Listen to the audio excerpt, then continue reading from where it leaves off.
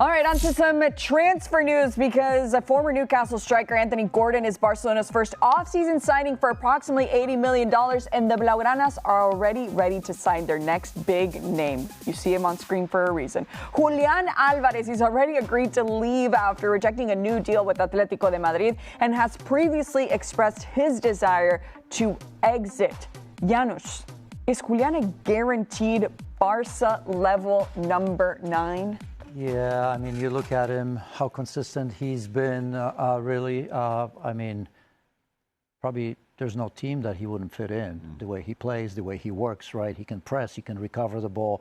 I think he's faster with the ball than he is without. It's amazing what he can do on a full sprint with the ball at his feet. Obviously scoring goals consistently. You know, even a bit of a surprise, if you remember, you know, during the World Cup in Qatar, because he wasn't supposed to be that star, really. What do you have, like 4 goals, I think. So, look, I mean, you know, Barcelona, different weight, of course. I mean, we've seen when Antoine Griezmann, I apologize for it his last game, but you know, these are not the same players. Everybody's a little bit different, but I think if you look at you know, the way Barcelona play, you know, he's not, because he's not, you know, like Robert Lewandowski, strict number 9. He can do so much more.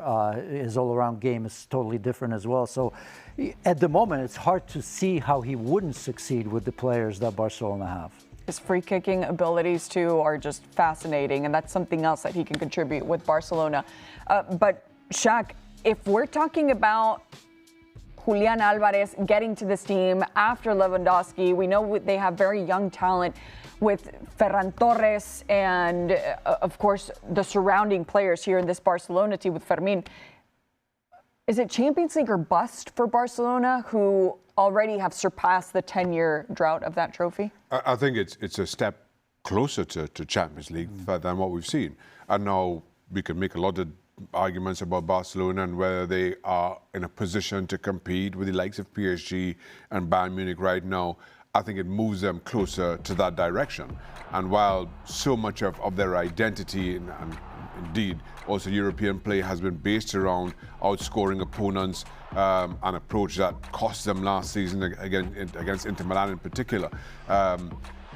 Given the fact that Lewandowski is leaving Barcelona, I think this is an outstanding acquisition if they can get this over the line. He's not the out-and-out goal scorer that Robert Lewandowski is, but he can play so many different positions. He can allow you to play so many different ways. Big argument is that Manchester City have not been the same. Erling Haaland has not been the same since Julián Álvarez left Manchester City. That speaks volumes. I think he has grown in his own position, his own confidence, his own experience, his own presence. So brings that to Barcelona in a way that certainly they will need once Lewandowski steps down. Do I think that Barcelona signing Anthony Gordon and Julián Álvarez makes them favourites for the Champions League next season? No, I don't. I still have PSG and Bayern Munich at the very least above those two. But I would have 12 months ago would have said the same about Arsenal. And yet here we are, a few days removed from PSG landing up against Arsenal in that Champions League final. It gets them a step closer, that's for sure. I don't know if it puts them on par with a team like PSG or even a Bayern Munich, which is a very good team, and an Arsenal, which in their own right does very, very well to their style. But in a player like Julián Álvarez, you get a goal scorer, you get a facilitator, and you get somebody who feels very comfortable without the ball, doing what Hansi Flick wants them to do, which is press the opponent. And people look at Barcelona and the, how could I phrase this, deficiencies defensively, and they think it's the back line. It's the lack of the press. It's when the press breaks down that they go right through them, and that's when teams like Chelsea are going to have a field day. That's when the Inter Milans are going to have a field day. That's when a PSG, a Bayern Munich will have a field day. But if you can press the right way, win the ball with the type of players they have to dictate pace, tempo, and a Pedri, and then a few special playmakers like a Lamine Yamal, generational type playmaker, they're that much closer. I do feel you can't just say it's Champions League or bust because of the field, not because of Barcelona. You've got to respect the likes of PSG, who's going for their second Champions League title in consecutive years. You have to respect what Vincent Kompany has done at Bayern Munich, who I thought were very unfortunate, very unlucky not to get more out of that tie with PSG. And you have to respect what Mikel Arteta has finally done with this Arsenal.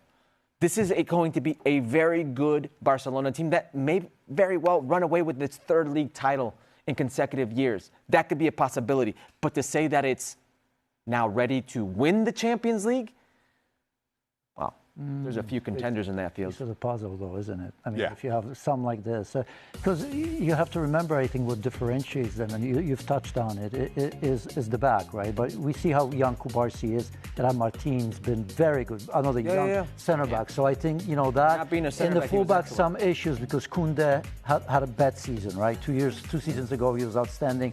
Balde, drop off. Cancelo, obviously a good player, and I think he fixes that. I think, Gavi now is a little bit of a bulldog. You talked about the press. He's going to get better, and Pedri and all that. So I think they're getting closer. They're just young. I mean, Barcelona at their best. I mean, we can talk about Pep and all the good players, but, the leadership of, say, Busquets or in the back, Carles Puyol or Piqué, I mean, that's hard. That takes a little bit of time. So I think they're getting a little bit closer. That balance needs to be addressed, but still forget about the defense, right? If you can get somebody like Álvarez, you do it and then worry about the rest later. I mean, 11 years and no Champions League title. We know that has to be the priority now for Barcelona because the leagues, of course, are great. The Copa del Rey's and all of that are fantastic, but we know that every Champions League exit in the last 11 years, especially the last two, I want to say, last year's thriller against Inter Milan, I know is just a dagger to the heart for Barcelona. Julián Álvarez, though, will have a very busy summer because, of course, he is on Argentina's Lionel Scaloni's official list, as we see here, announced earlier today. You can skip the 2-minute video before to actually see the full list. Not on the roster, though, in Qatar 2022 are several names who are now on this list as well. One, I guess, notable name, Franco Mastantuono, just because of the team where he plays there with Real Madrid. Very young, though, at 18 years old, so he still has plenty of opportunity. But in this list, Mastantuono aside, is there any other name that jumped out to you that should have been there, Herc?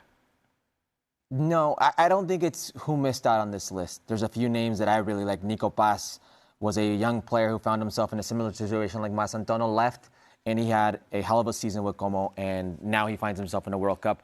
It's more how this Argentina team comes into this World Cup. Because if I look at the spine, Dibu Martinez, he's dealing with a thumb, I believe, right now. Cuti Romero coming back from an injury. You can go in front of him. Well, Rodrigo de Paul hasn't really been playing well. McAllister, okay. Enzo, I'll buy. Lo Celso, we're going to see.